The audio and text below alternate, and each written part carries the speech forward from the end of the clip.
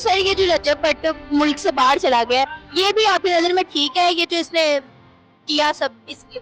नहीं, वो बाहर चला गया, वो इसलिए चला गया क्योंकि वो था बुज़दिल था, इसलिए भाग गया। अगर वो होता हिम्मत वाला मुकाबला करता, उसका ऐसा ये जो बात है, मैं तो उसको इंसान नहीं समझता।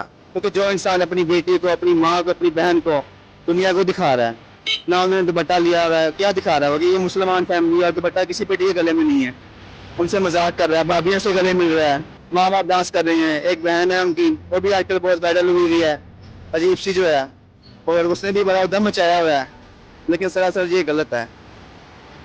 और कुछ कहना चाहेंगे? और रजब भट्ट के बारे में कहना चाहूंगा कि इसने जो किया आने वाले नौजवानों के लिए, पहले इसने बहाना बनाया कोरस, पहले इसने डकी भाई ने और नदीम ननी वाले ने इन्होंने कोरस बेचे, वहां से पैसा कमाया, बच्चों को बेवकूफ बनाया, उसके बाद बच्चों को बेहयाई पे लगा दिया कि दुपट्टा उतारो, कैमरे पे आओ, लोगों की बेटियों को इन्होंने खराब किया, खासकर तलीम को।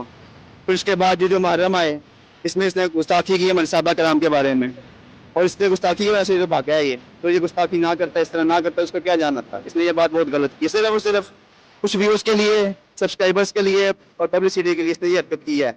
साहबा खान के बारे में उसने गुस्ताखी की है, उसकी सजा उसको मिलनी चाहिए, क्योंकि ये गुस्ताखी की माफी बिल्कुल भी नहीं है हमारे इस्लाम, इसलिए ये बात किया, उसको पकड़ के लाएं और हमें इंसाफ दिलवाएं। फिर इसने किया ये गलत किया सर, इसको नहीं, इसके साथ जो डकी भाई है, नदीम ननी वाला है, और टिकटॉक पर बहुत से हैं, यूट्यूबर्स हैं, उनको भी इकट्ठा करें, उनको भी एक प्लेटफॉर्म पे लाएं, उन्हें भी समझाएं कि भाई ये बेहयाई छोड़ो, आवाम को शाउट दो, तालीम दो, और ये नौजवान नस्ल को बेहयाई की तरफ ले जा रहे हैं और बहुत ज़्यादा हद तक ले गए हैं, और जो ये वापस जल्दी नहीं आ सकते।